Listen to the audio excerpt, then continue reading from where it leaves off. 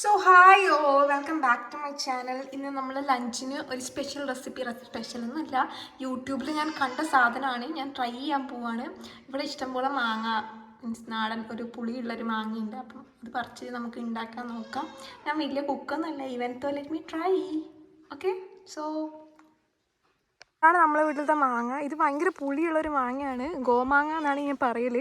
അപ്പോൾ ഇത് പഴുത്താലും അത്ര വലിയൊരു മധുരമൊന്നും ഉണ്ടാവില്ല. ചിലത് ഒരു സൈഡിൽ മാത്രം, ഇതിന് ഈ ഒരു സൈഡ് ഉണ്ടാവില്ലേ, അത് മാത്രം കുറച്ച് മധുരം ഉണ്ടാവും. ബാക്കി മുകളിലൊക്കെ പുളിപ്പ് തന്നെയാണ്. ഒരു മഴയും കൂടി കൊണ്ടാൽ പിന്നെ പറഞ്ഞിട്ട് കാര്യമില്ല, ഭയങ്കര പുളിയായിരിക്കും. സോ നമുക്ക് ഇതിൽ നിന്ന് ഒരു മാങ്ങ പറിക്കാം ഗൈസ്. സോ ഇത് നല്ല രസമുണ്ട് കാണാൻ. ഓക്കെ, സോ ഇത് വെച്ച് നമുക്കിന്ന് ഒരു ഡിഷ് ഉണ്ടാക്കാം. പറിച്ച് കഴിഞ്ഞാൽ മാങ്ങ നമുക്ക് ടാപ്പിൽ നിന്ന് തന്നെ കഴുകാം.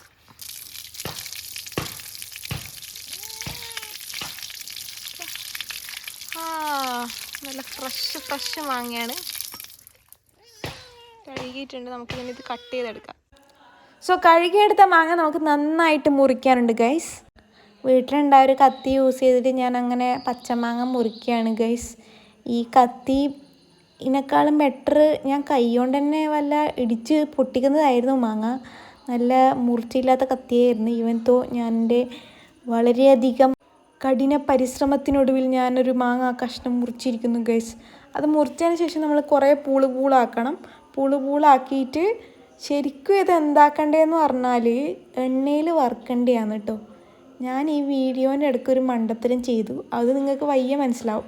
അപ്പോൾ ഞാൻ വളരെ സാഹസികമായിട്ട് ഞാൻ ഈ മാങ്ങ ഇങ്ങനെ പൂളാക്കിയിട്ട് എല്ലാം ഇങ്ങനെ ഇതിൻ്റെ മാങ്ങയുടെ അണ്ടി ഒഴികെ ബാക്കി എല്ലാ കഷ്ണങ്ങളും നമുക്ക് ഇതിങ്ങനെ യൂസ് ചെയ്യാം.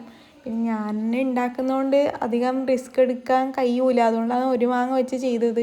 അഥവാ ബാക്കിയായി ഞാൻ തന്നെ കഴിക്കേണ്ടി വരുന്നതുകൊണ്ട് ഞാൻ ഒരു മാങ്ങ എടുത്തുള്ളൂ കേട്ടോ. നിങ്ങൾക്ക് ഉണ്ടാക്കണ സമയത്ത് കുറേ മാങ്ങ എടുക്കാം.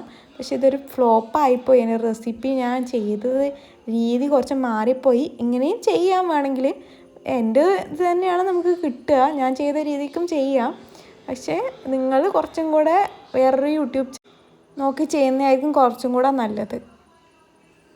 അടുത്തതായി നമുക്ക് ഇതുപോലത്തെ ഒരു ചെറിയ ഈ പാത്രത്തിന് എന്താ പറയുന്നത് ഇപ്പം, എന്തെങ്കിലും ഇങ്ങനത്തെ ഒരു സാധനം എടുത്തിട്ട് ഇതിൽ കുറച്ച് എണ്ണ ഒഴിച്ചിട്ട് കുറച്ച് ഉണക്കമുളക് ഇട്ടിട്ട് നന്നായിട്ട് വറുത്തെടുക്കാം.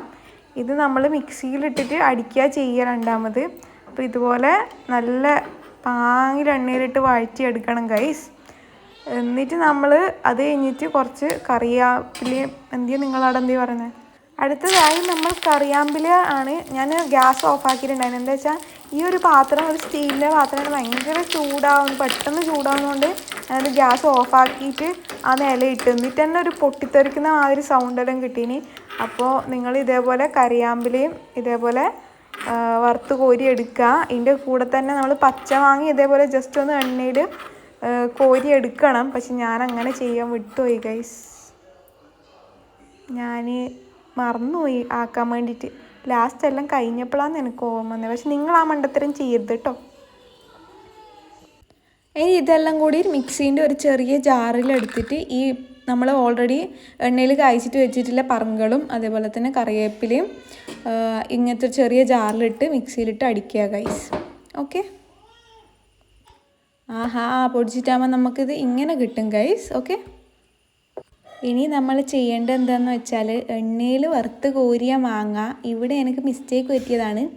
എണ്ണയിൽ വറുത്ത് കോരിയ മാങ്ങ ഇങ്ങനെ ഒരു പാത്രത്തിലിടാം.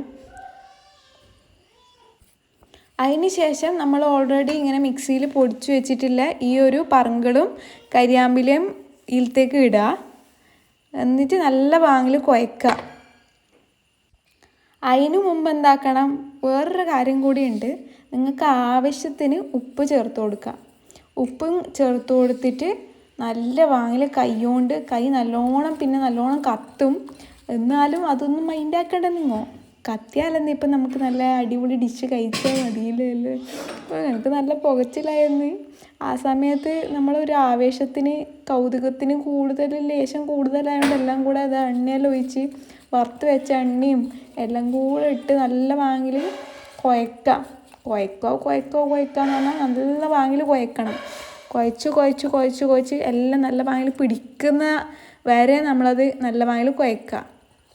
അപ്പോൾ ഇത്രയും ചെയ്തപ്പോഴാണ് എനിക്ക് മനസ്സിലായത്, അയ്യോ ഞാനിത് എണ്ണയിൽ വറുക്കേണ്ടതായിരുന്നല്ലോ, എണ്ണയിൽ വറുത്തിട്ടില്ലല്ലോ എന്ന്.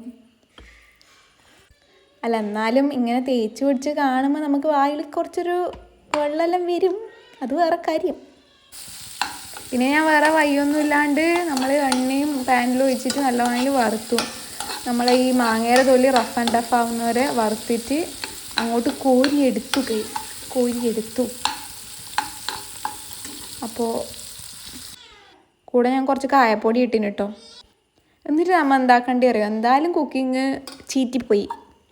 അപ്പോൾ നമ്മൾ അതിലത്തേക്ക് ഉണ്ടാക്കിയ ആ ഒരു എണ്ണയും പങ്കളിലേക്കും കുറച്ച് ചോറിട്ടിട്ട് സ്പൂണൊന്നും ഇട്ടിട്ട് ഇളക്കിയാൽ ഇന്ന് സെറ്റ് ആവില്ല. കൈ ഇട്ടിട്ട് തന്നെ ഇളക്കുക, നല്ല വാങ്ങിൽ ഇളക്കുക. എന്നിട്ട് എനിക്കിപ്പോൾ പറയുമ്പോൾ വായിന്ന് വെള്ളം വരുന്നു. അതിൻ്റെ അപ്പുറം കുറച്ച് നമ്മളെ ഓൾറെഡി ഉണ്ടാക്കി വെച്ച മാങ്ങയില്ലേ, മാങ്ങയിൽ നിന്നൊരു പീസ് എടുത്ത് ഇടുക. കൈ നല്ലോണം പുകയെങ്കിലും നമ്മൾ അതൊന്നും മൈൻഡാക്കാൻ പാടില്ല. നല്ല ചൂടും ഉണ്ടാവും, പാനിൽ നിന്ന് അപ്പം തന്നെ കുഴക്കുന്നതുകൊണ്ട് അതൊന്നും കുഴപ്പമില്ലാന്ന് വെക്കണം. അപ്പോൾ ഈ മാങ്ങയും ഈ ചോറും എല്ലാം ഇട്ടിട്ട് അതിൻ്റെ അപ്പുറം അമ്മ ആക്കി വെച്ചിട്ടില്ല വെള്ളരിക്കയുടെ ഓലനും അങ്ങോട്ട് ആ പാത്രത്തിലേക്ക് ഇടുക. എന്നിട്ട് നമ്മൾ സമാധാനമായിട്ട് എവിടെയെങ്കിലും ഒരു മൂലക്ക് പോയിട്ട് ഇരിക്കുക. എന്നിട്ട് ആ ഒരു മാങ്ങയിൽ നിന്ന് ഒരു കഷ്ണം വെള്ളരിക്ക പൂളും എല്ലാം കൂട്ടിയിട്ട് കഴിക്കുക. അപ്പോൾ ഇത്രയേ ഉള്ളൂ ഗൈസ്. ബൈ.